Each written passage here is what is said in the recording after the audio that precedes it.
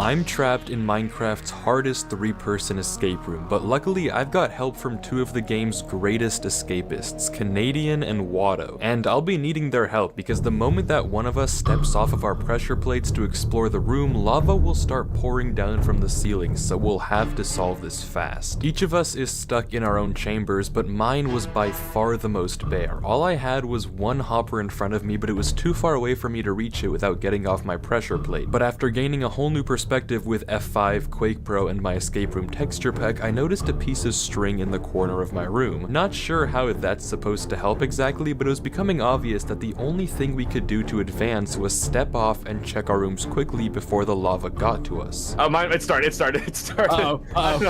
Okay, so this is fine. So this is fine. Okay, yeah, what's in the hopper? No, so I have a bundle, 2 golden apples, 2 beetroot, and 2 wind charges, and food. Even with the extra string, this combination of items was not particularly helpful. The way this room worked was that all I had to do was survive until the lava burned down the tower in the center of the room. Once it did, water would come scoop me up from this exit up the wall. Problem was, if I wanted to survive that long until the water came, I would need at least 1 block to stand above the lava, otherwise I would die almost instantly. With just my items though, escaping this room alone would be impossible, but luckily I wasn't alone. I have these 3 chutes. Do you guys have any idea what I can do with these drops based off everything you know? No, there's nothing. I have my item, you have your item. Or what exactly is your item? My item's a honeycomb. What's the center block for in the middle of the, like, we don't have an air gap, we have a thing. Yeah. Oh, so this is just gonna be a, I place the pot, you put the thing in the pot. If you place the pot, I give the string in. I give the string to Wato, and then wind charge it over to him. You put string in pot. Break pot. Yeah. I don't know. I just want to hear this before I do it. So string is dropped there. You wind charge it. It goes to Wato. That's what you're saying. Wato makes candle. Guys, what does he do with the candle? What does he do with the candle? He charges it back to me. Yeah. Okay, sure. Okay, you want me to place it? I'm gonna die. Guys, I'm gonna die. Okay, I placed it. We had to be quick. A single mistake or delay and the lava would be down before we knew it, and since you can't put multiple items in a pot, the only way to get the wind charge and string together to Wato was through the bundle. So Ken got the pot ready, placed it in the center, and I prepped the items. All I had to do now was not mess up this throw. Oh my god, I got all of it. You got it? You got it? Okay, nice. I got it all. Wait, so please make a candle and send it back. Bundle of stuff. Okay. Now, Wato just had to get it back to me before the lava came down, and I would be safe to wait out the water. It all hinged on this. Okay, here goes. Did you put the candle in? Yep. And there it was. Just barely, I had managed to get a standing point as the lava poured down around me, and before long, the water followed. I tried to collect the candle to bring it with me, but wasn't able to get it in time, and with the help of my golden apples, just barely managed to jump through the lava and into the water stream. But that was only the beginning, and in the next room, I came across 3 large chutes, and a variety of strange items, as well as Ken? So I see your 3 chutes. Yes. Oh, good. Okay. Yeah, what can you tell me about them? Okay, so it sounds like a riddle, I'll be so for real. There's underneath each, you see copper trap doors, right? I'm gonna see if I can see anything more. Under each of the trap doors, there's a chorus plant. Oh. Yeah, I will die if I land on them, unless you break one. Turns out that all 3 of the chutes led to Ken's chamber in the first room, and from the subtitles I was able to find out that at least somewhere nearby there was flowing water. The setup looks a bit weird at first glance, but once you remember that snowballs have the ability to break chorus plants, all of a sudden the point of this room becomes pretty obvious. As the subtitles revealed, one of these pillars has water underneath, and I have to break the correct chorus fruit so Ken can drop down, open the trapdoor, and survive. Of course, I only have 1 shot though, and a mistake here would mean Ken is as good as dead. So now the question remained, how do I know which one has the water underneath? I tried F5ing, but to no avail. It was just out of my line of sight. There was this weird concrete powder, but breaking it wouldn't get me anything useful. The only other things in the room besides my items were the pigs, and I could obviously breed them with my beetroot, but I didn't know for what. The exit to this room was a 5-block jump away, so that was out of the question, and it was looking like I definitely needed to save Ken first so we could solve the rest of this together. But without any way to deduce where the water actually was, we were stuck. Until Ken suggested this. I know that certain mobs will, farm mobs will, if set on fire, they'll try and run to the nearest water source. Yeah. So I'm guessing you could just set one on fire. Just light one on fire and see if it see where it runs. You could. That was it. Mobs set on fire try and pathfind to the nearest block of water, and while this space was too big for an adult pig to fit through, it wasn't for a baby one. All I had to do was light the piglet up and he should go straight to the water, but we did have one concern. Wait, babies don't pathfind to the grown-ups, do they? Do you think they'll prioritize the grown-ups over water? That's the one concern. Well, you don't know if you'll need the pigs later, like if you'll need to saddle them or whatever. So yeah, okay, I'm good to fire charge it and just send it in. If he went to his parents instead, he wouldn't have enough hit points to survive another dose of fire, but we couldn't risk killing the parents yet because we might need them later. So after some last-second deliberation, we decided to just go for it. Alright. And it didn't work. This was bad. If we lit him on fire one more time, he wouldn't survive long enough for us to be sure where the water was, and we still didn't know if we would need this pig later. So after a bit of thought, I decided to just lead the adult pig and push him off the island. I wasn't even sure if it was possible to get the little guy back, but saving Ken was by far the priority. So with Ken's life and the entire escape on the line, our fate hinging on this baby pig, I used my second fire charge. Just barely before it died, the pig looked like it was heading right. It wasn't a lot, but that split-second motion of pathfinding to the right was all we had to go off of. We had to pray that underneath this chorus flower was the water, so I took the shot. Okay. Nice. Let's do this. Nice. Don't die.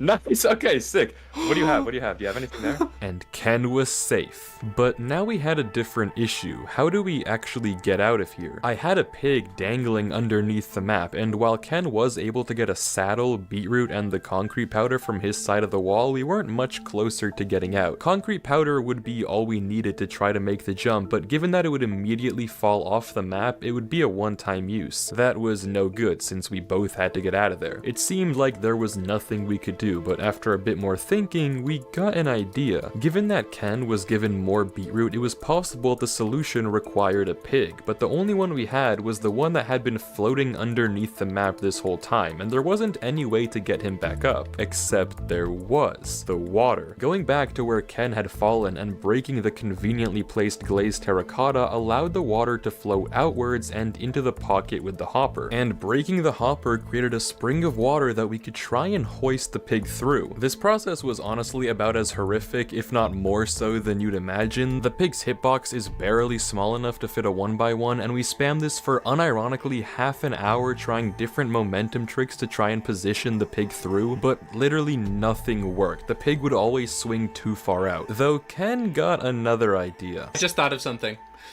What? If I take this saddle, I could get on the pig, I could push it into the water stream, and then swim up myself. You want to go down there? It would work. I mean, I'm down. I don't know what else. I do have to land a pig trick shot though. Yeah, you just can't die here. Yeah. Okay, I'm on it. Okay, nice. All right, nice, it's time. It's time for Operation Pig. Yeah, Operation Pig. With Ken acting as a blocker and renewing our hope, we kept trying. Over and over and over, the pig would miss the hole until this happened. So give it one big enter. I'll try my best. Do you think it's worth punching? Max enter. Because if I just punch it like one time. Okay, it's just up. It's just up. I didn't even have to. Wait, he's safe. He's so safe. That was perfect. What?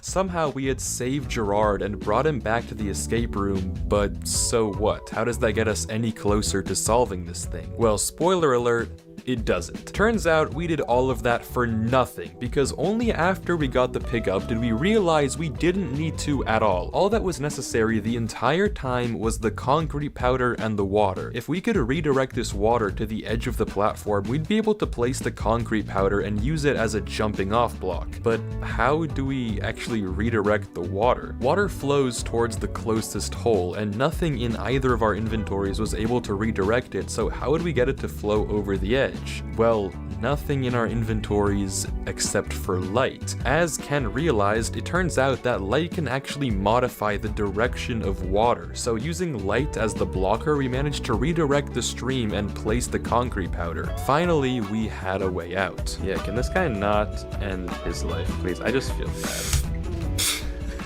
Alright, I'm on to the next one. I'll tell you what I see. Okay, let me know what's up there. So there's us up here. What? There's... They made Weefies the bottom. So after making the quad and jumping over, it was time for the next room, but the question was, how would we get to it? Ken found a trident in the hopper, which was a nice throwback, and the chamber itself was a giant void chunk split into two paths, one for me and one for Ken. Sure, we could both technically go down Ken's path since it was just a walk in the park, but that would defeat the entire point of the challenge. So how was I going to get across? The only way to the other edge seemed to be over this span of void, and we threw around some ideas. Do you think you can hit me across this? Which is very weird. And also, we haven't used the knockback sword yet. There's no shot you can knock me across. Do you think that's possible? If I just run and sprint? Here's the crazier thing. Imagine I knock you What? back, pull back trident, and then hit you one more time. That's not possible. But nothing seemed to be foolproof until we remembered the pig. The same way that I carried Ken into the water, Ken could now carry me over to the other side. All I had to do was sit on the pig and enjoy the ride. So after handing me the trident and beetroot, Ken maneuvered the pig through the void and I was over the gap. Him and I parted ways and I took Gerard with me into the next room, which was split into two parts. The first was this weird obstacle course looking thing, and the second was a very small maze, and for the first time in this puzzle, I was alone. Regardless, I couldn't fit in either of the mazes, and neither could the pig, but in the corner of the maze was a little baby pig. This was easy enough, all I had to do was use beetroot to lure the little guy through, but then what? That still didn't solve the second half of this room. I figured that I'd somehow need to trigger this piece of string in order to open the door to the next room, but how I was going to do that was still a mystery. The gap into the obstacle course was far too small for even a baby pig, and the jumps it had to make were fully just impossible. Nothing in Minecraft could move like that other than a player. I paced around the room for a little, trying to figure out if there was anything I had just missed or didn't realize. And finally, it clicked. Gerard had solved this room for me. The baby pig was the answer to both of the puzzles, but in two different forms. So I began leading the baby pig through the maze with my beetroot, and as I made it to the end, I heard a click. A dispenser began shooting tons and tons of beetroot down from the corner of the room, and I knew just what to do with it. See, I needed something that could fit through a gap this small and make jumps that looked impossible for any mob to make, and only one thing in the game fit that bill: an experience orb. So I stuffed the baby full of beetroot and did what I had to do. Now, since XP follows the player, all that was left was to carefully lead this orb through the maze without letting it catch fire on any of the jumps. And while I do, I want to tell you about something massive. We have a U2s. Dropping today is an official Weefies U2s. The plushie looks actually super duper cute and even comes with its own detachable magnetic cat, so you're getting two plushies for the price of one. Plus, I heard he makes you 10 times smarter and can even solve your escape rooms for you. So if you want to support the channel and get your hands on the little guy, he's available for pre-order now, but do be quick because these things can sell out fast and will never come back again. But obviously, if you don't have the money or don't want to buy one, that's totally fine. Don't feel obligated, of course. Only get it if it makes sense to get it. That being said, I do really appreciate it, so thank you to any of you who are interested in getting one. It'll be the first link in the description, or just go to the link you see on screen right now to get one Weefy puppies, and 1 cat all for yourself. But it looks like I'm about to finish the XP obstacle course, so back to the other me. Clearing the course and activating the string did indeed open up the door, and now I was ready to tackle the next room, which was very minimal with just this strange array of blocks in the center. In the very middle, I could see a crafter just out of reach, with a weird observer string dispenser set up above it. The exit to the room was 3 blocks off the ground, so all I needed was a single block and I could fire charge out of here, though the rest of my inventory didn't look particularly helpful in getting there. I had no real useful items and no way to proceed, and it didn't look like there could be anything else to find in this room. Stumped, I tried to think of a way out of this, and then obviously I realized there is a very clear spot where I could find items, inside the crafter itself. It was a bit too high for me to reach on my own, but using my fire charge and timing the damage boost, I was able to look into the crafter and get this selection of items. Now I could actually craft a few things, namely an item frame and either a gold pressure plate or golden nuggets, though I wasn't exactly sure how any of these would help me. Somehow I had to activate that tripwire to get whatever was in the dispenser atop the room, but there didn't seem like any good way to do that. I could maybe throw my trident, but if I needed it again, I wouldn't be able to get it back, and there was a very real chance that there were just barriers surrounding the string, in which case there was no way I could get a hit. But that thought actually gave me an idea. When you break an item frame on the ceiling, it pops upwards through the roof. If I could place an item frame on that trapdoor, I could blast it with my trident and it would float upwards and trigger the string. All I had to do was actually craft an item frame. And this was far easier said than done, because in order to use a crafter to craft something, you need redstone power, and there was nothing nearby that could activate this crafter, except that's exactly where my 2 other items come in. If I could somehow position a gold pressure plate in the right place, I could activate it and power the crafter. The issue was just where do I place it, and how? The odd setup didn't really lend itself nicely to a lot of placing, so what was the trick here? This definitely took me a minute to suss out, but after a bit of looking and a lot of thinking, it finally processed. Gerard was the answer yet again. The weird space the crafter was stuck in definitely wasn't necessary. If the creator wanted to, they could have just enclosed the thing in a little floating pocket, but they didn't. My guess was that underneath the crafter in the bedrock was an air gap, and if I placed my pressure plate inside that air gap, because I watched 2018 Grian, I know that I can throw my trident into the corner of this structure and power that pressure plate, which would in turn power the crafter. All that was left was actually getting the plate inside, which was exactly what Gerard was for. You can do this fancy thing in Minecraft called inverse placing, which is placing a block onto a target one without actually placing it on the target directly if you have some sort of scaffold block to bounce it off of. This setup uses the exact same principle, but just in a bit of a different form. In this one, the scaffolding block in question is the inside of the bedrock wall. By suffocating myself on the pig, I'm barely able to be inside the block and bounce place the pressure plate on the wall into the air gap, and throwing my trident proves that it worked. The crafter was powered. Now all I had to do was place the item frame and... oh.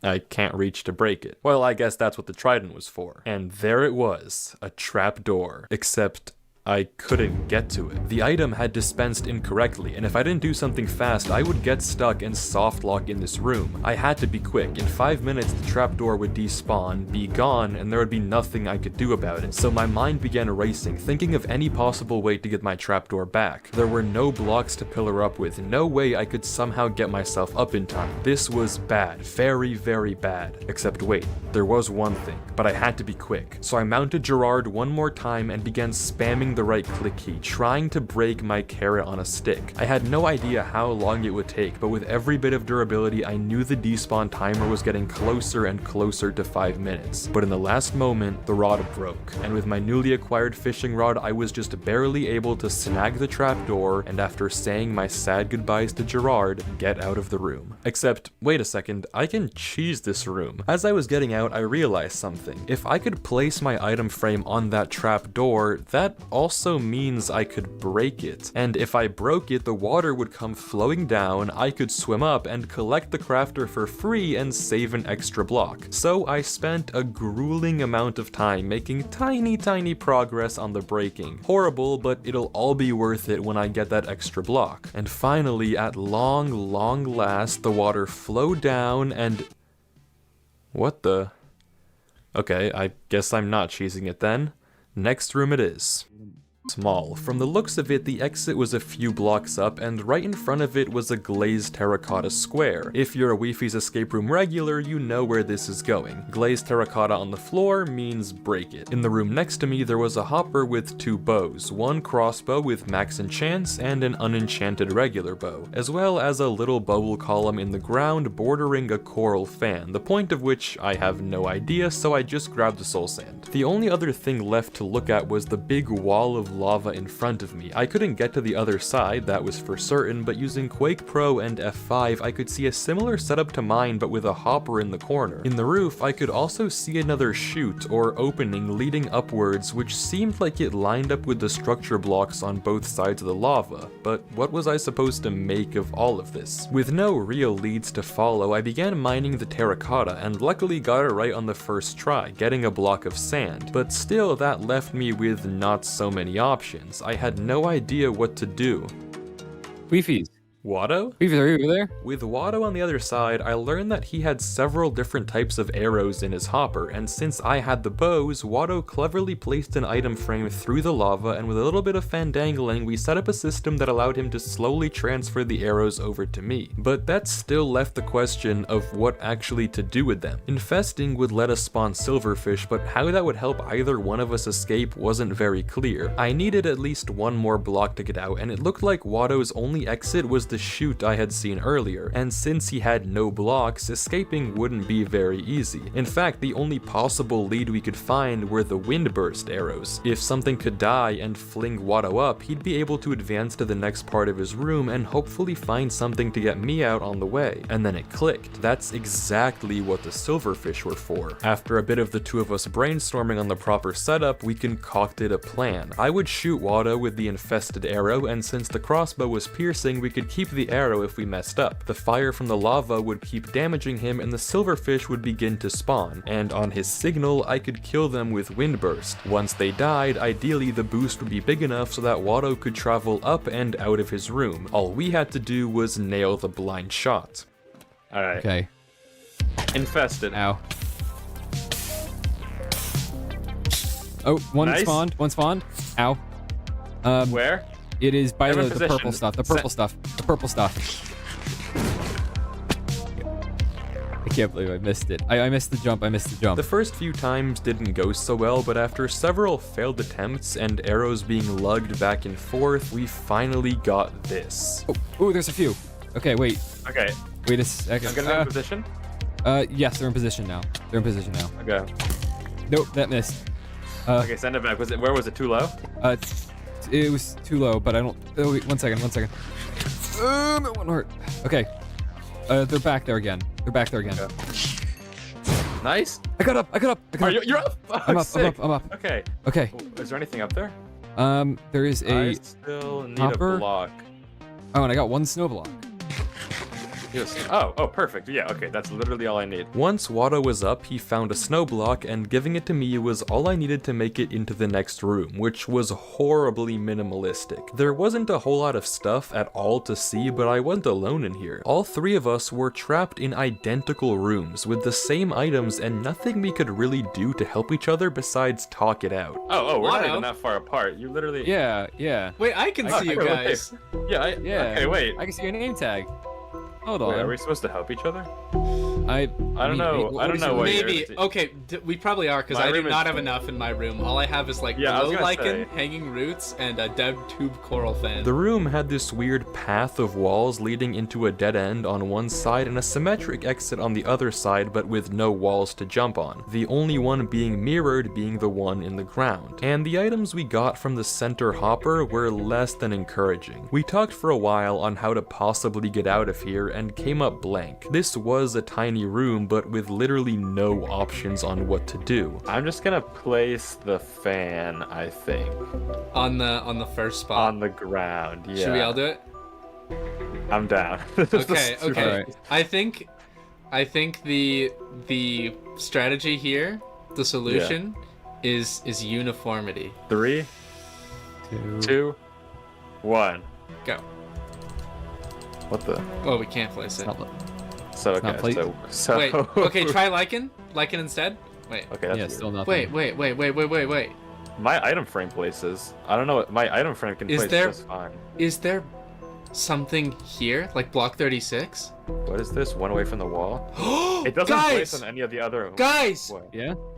What? Yeah? There could be walls there. There is a variant of walls where if it doesn't have like an arm extending out in any of the 4 directions, but it's not an up wall. Like, okay, so like a lone wall is an up wall. If you press F3 and look, up equals true. If that's false and it has none of its like arms out in the cardinal directions, it's invisible like this. But it's still there. Oh. So you're thinking there's a wall, even though it's not an F3 at all. So if we update it, it'll appear. Maybe we place something next to it. Is Dead Tube Coral fan? It worked! It worked? Yeah, It worked? I placed my glow lichen right next to it and it appeared. Let me try to explain what just happened because it looks like magic. If you get a wall and use a debug stick to set all of its faces to false, it looks like it's gone, but it's technically still there. All you need is to update a block next to it and boom, every wall on the side or below is also revealed. A really neat trick and one that we needed to get us into the final room. And holy moly was this room daunting. It was a giant empty space with only a few different attractions littered around. The only items to be found anywhere were a chest boat with 2 seagrass, a block of sand, and 2 turtles. Obviously, it looked like we should breed them, but what use was that gonna be? The victory platform was on the other end of this giant void, but none of us had even a single block to help cross it. The situation looked hopeless. With so little blocks or things to do, it didn't seem like there was a single way to span this gap. We were all together again, but totally stuck. So without any more options, as a last-ditch effort, we decided to just breed the turtles. Is this Or bad? the midwives. Go. Oh! What the? So that happened. That was it. The room right before this one was meant to teach us that this mechanic existed in the game, and now it was up to us to cause block updates. Any way that we could get blocks to update would reveal more and more walls, hopefully eventually creating a path for us to follow. True. Yeah, I mean, as long as we have the sand. Here. Oh my gosh, wait, I just spun more. Yeah. Dude, this is the most powerful sand block in the universe. Oh. I'm not even gonna lie, that was so unintentional. We were stumped for a little on what to do from here, but realized we had this tiny dripstone above us that could be broken by throwing the trident, which in turn revealed a new giant red sandstone wall for us to explore. We then realized that using our new platform, we could also shoot an arrow through this lava in order to melt some powdered snow, in turn revealing yet another wall formation. Slowly but surely, we were piecing together this giant puzzle, and each new wall required a different item combination. There's a lead in the hopper, but I already had a lead, so I do not know what the point of that was. Alright, but now do we have a lead? The other kind. Well, there's the I was so close to punching you off. This is another staircase that goes to nowhere over here. But there's the string over there. Oh, wait, I can totally rod that. I can totally Yeah. rod that. Oh! Yeah. Now I can reach that. With the help of the fishing rod triggering an otherwise unreachable string, we unlocked yet another platform, and after realizing that one of us needed to actually get there, we attempted a very sketchy fishing rod pull that just barely flung Ken to the other side. I could try to rod you across. I Alright. don't know how might you need feel to, about like- that. Yeah, that's pretty risky. Wait, let me heal. There's one chance or I die. We wouldn't let that You happen. won't die. Okay, ready? Yep. Yep, okay. Whoa! That works. Oh my god. That is sick. The next step was naturally to update this massive water column by making it bubble, but for the magma we would need slime blocks, and Ken's potion of oozing meant we had to kill something to spawn slime. Well, I still have the lead. There was a lead up here, you know. Oh yeah. Alright, you wanna just... Hypothetically, we could use the lead. But wait. Turtles Can I can't be lead the led. turtle? Can I just... Yeah. Oh. Oh, you can lead the boat, though. Okay. Circumvent the Never the mind. turtle problem. How do I even test this? That's a spectacular question. Okay. Oh, Nice. it worked. Okay, Oh my okay. god. Perish. Oh. Wait. Oh, and it's a good thing you have looting. That's perfect. And that's perfect. With the slime balls now safely in Ken's hands, we unlocked yet another wall, and Wato and I parkoured over. Finally, the last step was a pretty easy leaf break puzzle, since leaves cause block updates whenever their stump is broken, so with the help of the final wall formation as well as the silk touch that for some reason was on my sword, we were finally able to make our way out. We had done it. We had escaped. Let's go! There's a sign for So each is of it- us. Oh, wait, how beautiful is that? Thank you so much for watching. If you did enjoy the video, then please do consider subscribing. It does mean a ton. And if you are interested, then check out the U2's first link in the description to get your own. And if you want to watch me escape one of the hardest escape rooms in Minecraft, but with time travel, then click the video on screen right now. But again, thank you so much for watching. Peace out. Have a good one. I'll see you next time.